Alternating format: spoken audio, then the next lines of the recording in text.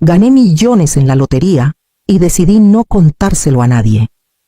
Una semana después, le pediría ayuda a mi propio hijo como una prueba, fingiendo que estaba desesperada y sin un centavo. Lo que me ofreciera a cambio lo cambiaría todo. Pero eso vino después. Esa mañana empezó como cualquier otra. Revisé los números por costumbre, sin esperar nada. Cuando coincidieron, mi cuerpo se quedó quieto antes de que mi mente reaccionara. Me senté en la mesa de la cocina y los leí de nuevo. Más despacio esta vez, como si una lectura cuidadosa pudiera deshacer lo que acababa de pasar. No hubo una explosión de alegría. No me temblaron las manos. No sentí ganas de llamar a nadie. Doblé el boleto y lo dejé junto a mi café, sin tocarlo. El silencio de la casa pesaba más que el dinero mismo. Me llamo Saraí Ramírez. Tengo 62 años. La primera persona que se me vino a la cabeza fue mi hijo, Leonel, no porque quisiera compartirle la noticia, sino porque me preguntaba cómo reaccionaría si lo supiera. Pensé en la forma en que hablaba cuando surgían problemas. Práctico, medido, siempre enfocado en soluciones que implicaban aguantar más que cuidar. Yo lo había criado para que fuera independiente, y había aprendido esa lección demasiado bien. Me di cuenta entonces de que el dinero me asustaba, no porque pudiera perderlo, sino porque podía revelar algo que había evitado nombrar durante años. Si se lo contaba, todo cambiaría de golpe. Si me quedaba callada, todavía podía ver con claridad. Así que elegí el silencio. Fui a trabajar, respondí correos, avancé por el día cargando un secreto que se sentía menos como un regalo y más como un espejo. Esa noche, sola en mi departamento en la Ciudad de México, tomé una decisión que no quería tomar. Antes de compartir la verdad, necesitaba saber qué pasaría si de verdad lo necesitaba. Con el tiempo había aprendido qué partes de mí eran bien recibidas y cuáles incomodaban a la gente. Cuando agarré una gripe fuerte hace 2 inviernos, Leonel me llamó una sola vez. Escuchó mientras le contaba de la fiebre y los días que perdí de trabajo. Luego hizo una pausa. «Vas a estar bien», me dijo. «Siempre lo estás. No más échale ganas». Recuerdo que asentí, aunque no podía verme. Recuerdo que le agradecí la llamada, otra vez, cuando mi carro se descompuso saliendo tarde del trabajo. Le comenté lo asustada que me sentía. No me preguntó si había llegado bien a casa. Se fue directo a lo práctico. «Para la próxima. Tengo un fondo de emergencias aparte», me aconsejó. «Los problemas pegan más fuerte cuando no estás preparada». Así era Leonel, tranquilo, eficiente, orgulloso de mantenerse firme cuando otros se derrumbaban. Le gustaba creer que las emociones solo complicaban las cosas. Esa disciplina la había aprendido entre la infancia y la adultez, y yo había ayudado a enseñarla. Lo había felicitado por no llorar, por resolver las cosas solo, por ser fuerte. En ese entonces creía que le estaba dando herramientas. No me di cuenta de que también le estaba enseñando lo que merecía la debilidad. Cuando no necesitaba nada, nuestra relación fluía fácil. Hablábamos de trabajo, planes, cosas neutras.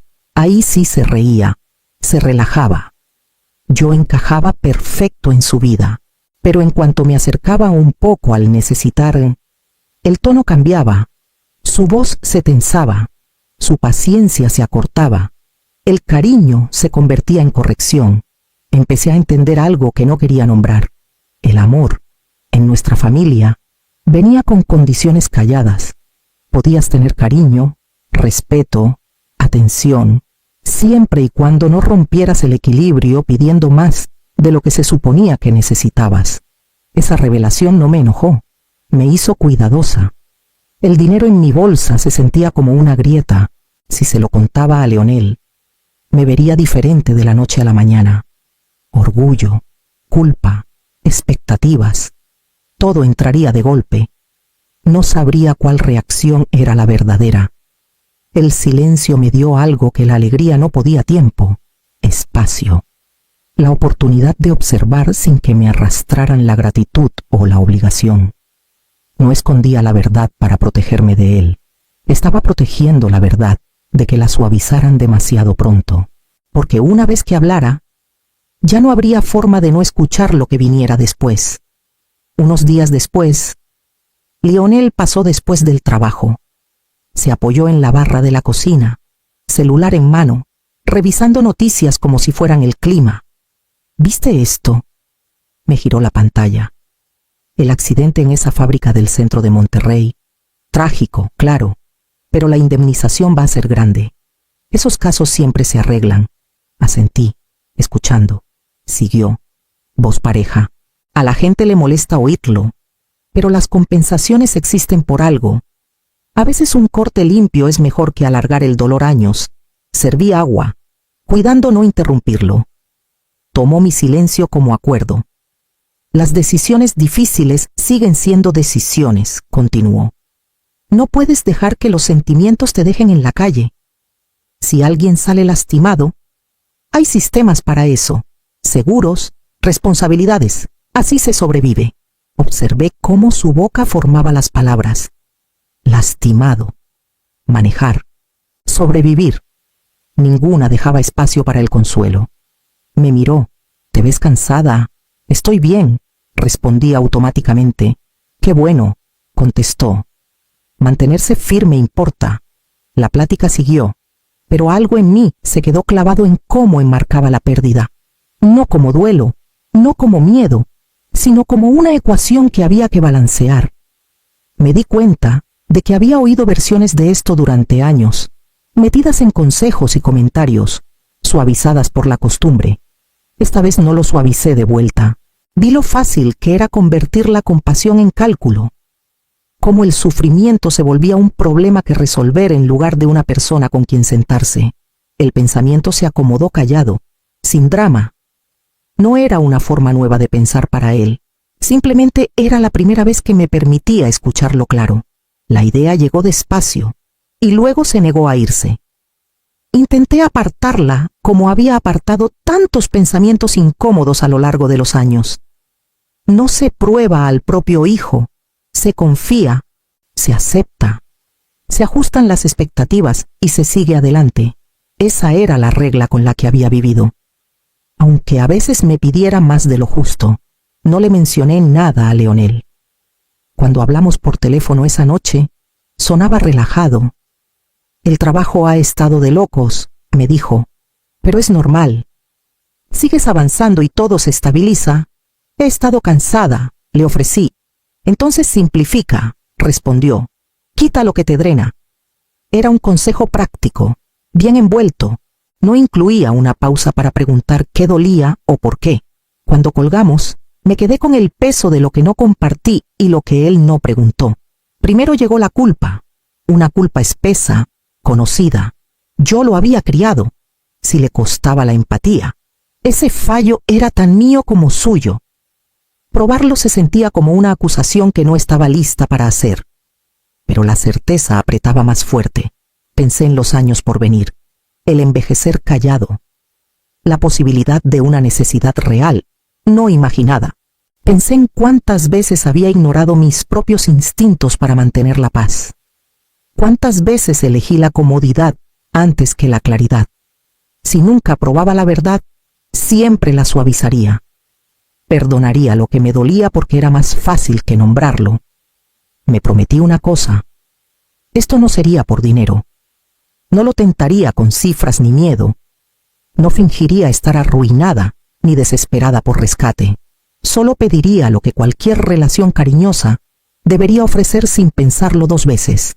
Tiempo, atención, la disposición de sentarse con la incomodidad en lugar de manejarla lejos. Si podía darme eso, lo demás no importaría. Si no podía, necesitaba saberlo antes de que la verdad de la lotería entrara al cuarto y cambiara cada reacción que viniera después. Me acosté con esa decisión pesada, pero firme, sabiendo que una vez que actuara, ya no podría fingir que no había escuchado todo el tiempo. Esperé 2 días antes de llamar a Lionel, lo suficiente para que la decisión se endureciera, no tanto como para perder el valor. Contestó al segundo timbre. ¿Todo bien? Más o menos, le dije. Tuve un pequeño accidente en el trabajo. Hubo una pausa breve y controlada. ¿Qué clase de accidente? Nada grave. Una caída. Me torcí la muñeca y me golpeé el costado.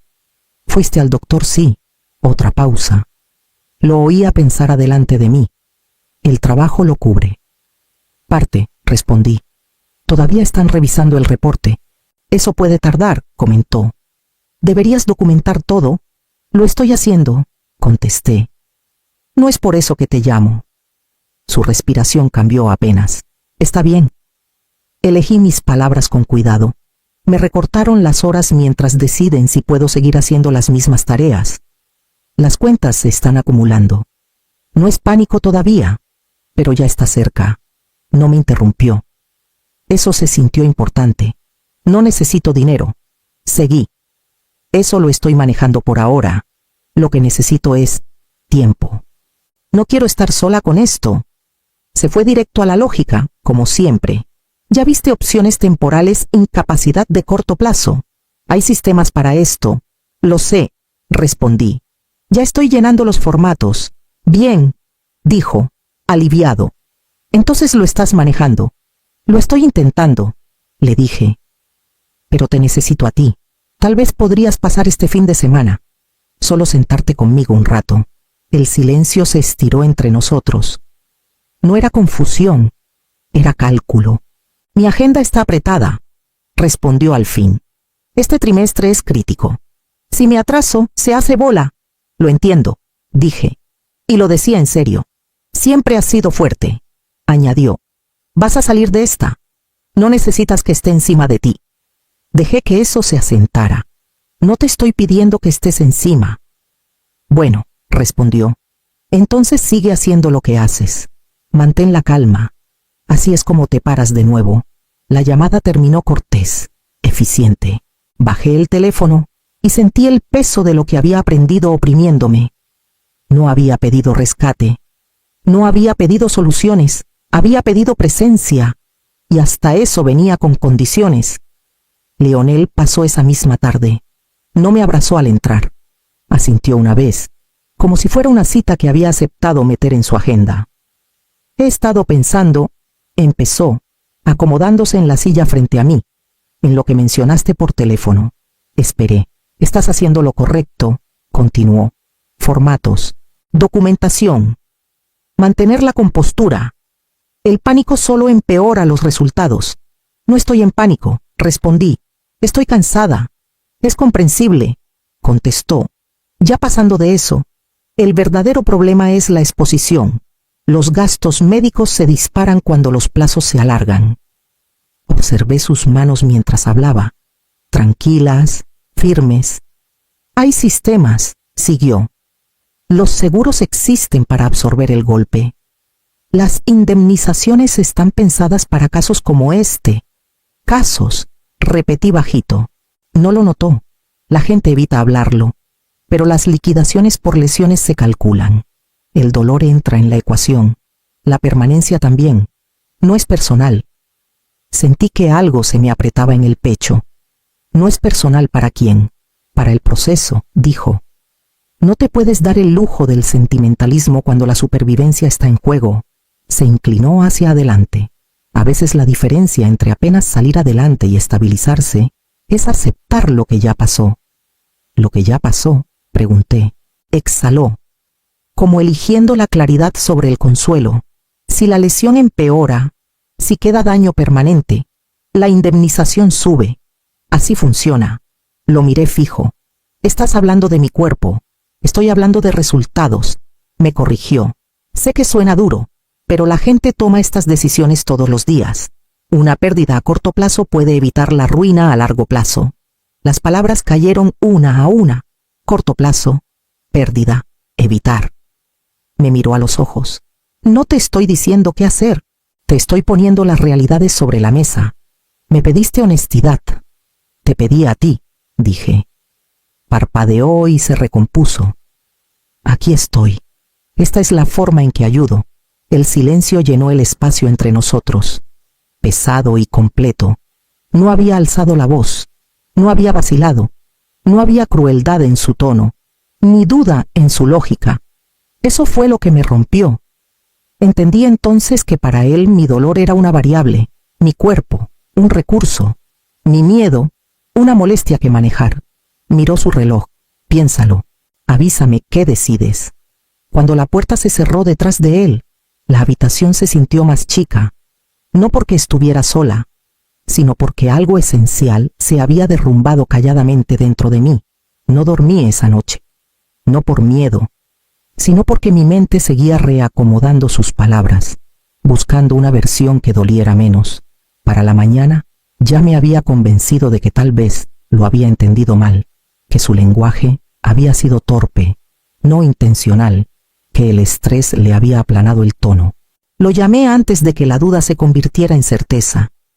Sobre ayer, empecé. He estado pensando, qué bueno, respondió. Eso esperaba. Tal vez tomé mal lo que dijiste. Seguí. Hablabas en términos generales, sistemas, procesos. No se apuró a estar de acuerdo. Fui específico, tragué saliva. Sonó extremo. Las situaciones extremas requieren pensamiento claro, contestó. No quería endulzarlo. No te pido que lo endulces, le dije. Te pregunto si lo dijiste como una opción real o solo como ejemplo. Hizo pausa y habló con cuidado. Lo dije como un camino que la gente toma cuando la recuperación no está garantizada. No dije que la recuperación fuera imposible. No, respondió. Pero tampoco está garantizada. Me apoyé en la barra para afirmarme. Hay otras formas de manejar esto. Siempre las hay, dijo. Solo cuestan más tiempo y te dejan expuesta más tiempo. Ya estoy expuesta, le recordé. Por eso te llamé. Y estoy respondiendo, contestó. Te estoy ofreciendo una forma de recuperar el control. ¿Control de qué? Pregunté bajito. ¿De mis finanzas o de mi cuerpo? Eso no siempre está separado, respondió. Tú me enseñaste a mirar los resultados. Te enseñé a mirar a las personas. Lo corregí. No alzó la voz. No sonó a la defensiva. Te estoy mirando. Intento protegerte de alargar esto. La palabra proteger cayó mal. Protegiéndome, pidiéndome que acepte un daño permanente, pidiéndote que consideres los intercambios, respondió. Todos los hacemos. Algunos solo fingen que no. Esperé que lo suavizara, que retrocediera, que me dijera que no lo había querido decir así. No lo hizo. En cambio añadió, sé que es incómodo. Eso no lo hace equivocado.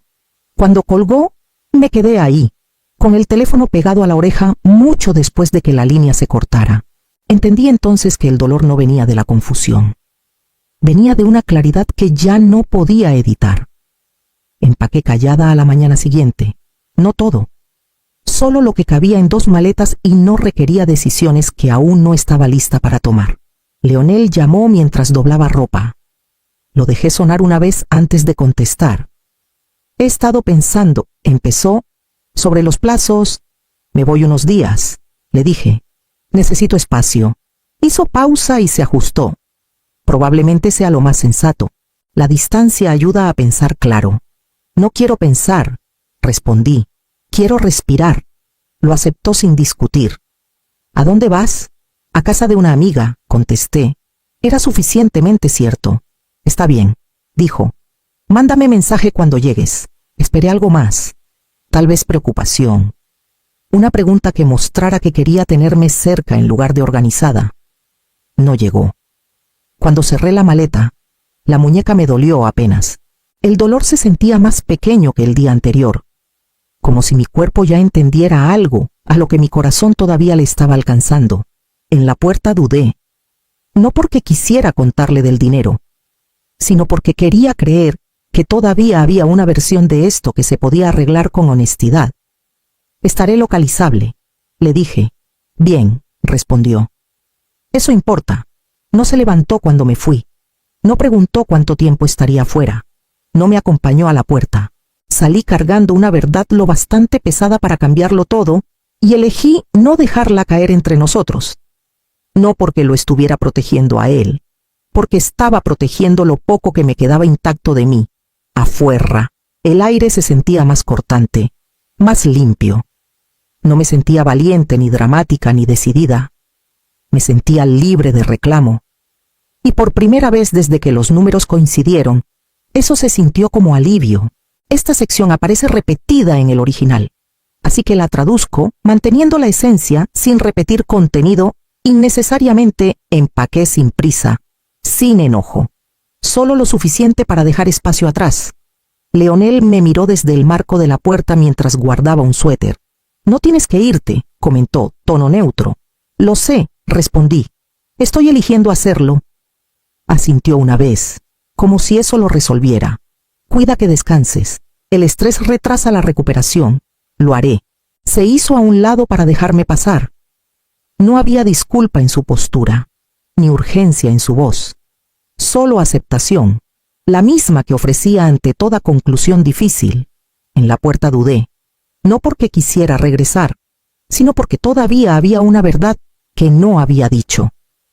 El boleto descansaba seguro en mi cartera. El futuro también, doblado y callado. Podría habérselo dicho ahí. Podría haber visto su cara cambiar, ver cómo la preocupación entraba de golpe donde antes vivía el cálculo. Podría haberle dado una razón para cuidar de otra forma. En cambio, tomé mi abrigo. Llámame si algo cambia, ofreció. Ya cambió, respondí y salí. No me siguió. La puerta se cerró con un clic suave, cuidadoso y definitivo. No se oyeron pasos detrás de mí. Ninguna voz llamó mi nombre. Mientras bajaba por el pasillo, sentí que el peso de lo que dejaba atrás se volvía algo sólido. No me estaban echando, me estaban dejando ir. Esa diferencia importaba. Cuando llegué a mi carro, el silencio ya no se sentía vacío, se sentía decidido. Vivir sola desnudó todo. El silencio dolió al principio, luego me afirmó. Aprendí cuáles pensamientos llegaban por costumbre y cuáles se quedaban porque importaban. Una semana después de irme, Leonel llamó. Su voz sonaba igual. Solo para saber cómo vas, ofreció. ¿Alguna novedad? Me estoy arreglando, respondí. Qué bueno, comentó. Mantén la estructura. No le conté del boleto. La verdad se quedó en la punta de la lengua. Pesada, con consecuencias que ya no quería. Terminé la llamada con cortesía y dejé que el silencio regresara. Usé el dinero con cuidado, no para anunciar una vida nueva, no para arreglar lo que se había roto. Pagué todas mis cuentas médicas completas. Aparté lo suficiente para respirar sin contar los días. Luego hice algo más callado. En la clínica comunitaria cerca de mi antiguo trabajo en Guadalajara, la señora de la recepción levantó la vista cuando pregunté por el fondo de becas. No solemos recibir donadores anónimos, comentó, sorprendida. Prefiero que sea así, le dije. Financié sesiones de terapia física para gente que había dejado de ir, porque no podía pagar los copagos. Cubrí la renta de un señor que se recuperaba de una cirugía y no tenía familia en quien apoyarse. Sin nombres, sin placas, cada decisión se sentía intencional. No generosa en el sentido de buscar aprobación, sino firme, útil. El dinero no podía enseñarle a mi hijo a cuidar, no podía suavizar lo que había aprendido a endurecer, pero me dio algo completamente distinto: distancia sin amargura, ayuda sin condiciones y una sensación de control que no necesitaba que nadie más cambiara. No perdí mi mano, no perdí mi cuerpo, no perdí quién soy. Leonel llamó una vez más. Semanas después. Supe que te mudaste, comentó, voz pareja. Eso puede desestabilizar a tu edad. Necesitaba espacio, respondí. Mientras seas práctica, añadió. Lo soy, contesté. Y colgué antes de que explicara qué significaba eso. Vivir sin él en mi día a día duele de una forma más callada. Algunas mañanas traen duelo, otras traen alivio. Aprendí que pueden vivir juntos sin anularse. El dinero se quedó donde debía en segundo plano. Pagó cuidados, tiempo, decisiones. No compró reconciliación. No reescribió el carácter. Y dejé de desear que pudiera. Esto fue lo que me enseñó el amor que te pide seguir fuerte. Callada y útil no es amor. Es un contrato. Y los contratos caducan en cuanto dejas de cumplir. Guardé mi dignidad, porque me negué a cambiarla por aprobación. Guardé mi libertad porque no supliqué compasión donde no existía. Si esta historia te tocó, date un momento para darle like al video, dejar un comentario o suscribirte. Alguien que esté escuchando tal vez necesite recordar que elegirte a ti misma no es crueldad, es claridad. No gané por volverme más rica. Gané al aprender quién nunca mereció acceso a mi vida.